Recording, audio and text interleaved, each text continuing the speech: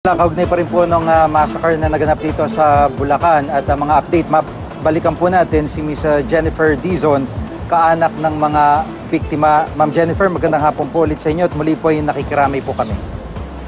Magandang hapon din po sa inyo. Opo.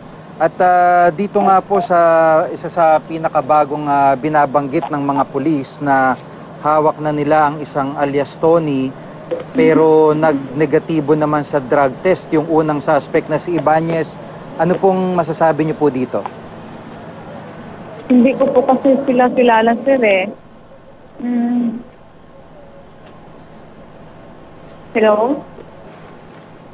Opo, at dito nga po sa ginagawang investigasyon ng mga pulis ay kontento ho ba yung pamilya? At ano po ang kumbagay napapag-usapan nyo at pananaw nyo po dito sa mga pangyayari na ginagawa po ng mga otoridad? Sana po yung mahuli na po yung taong gumawa nito, sir.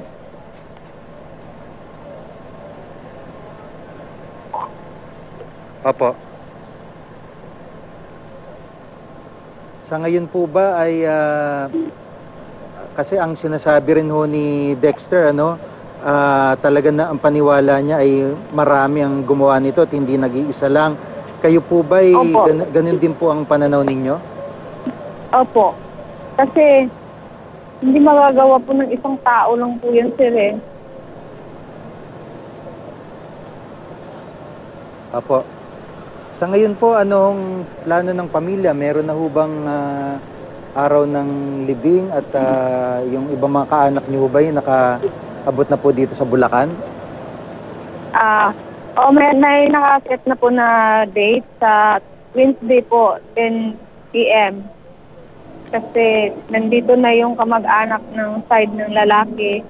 At saka po yung sa Davao naman po, sa linggo na po darating, sa madaling araw.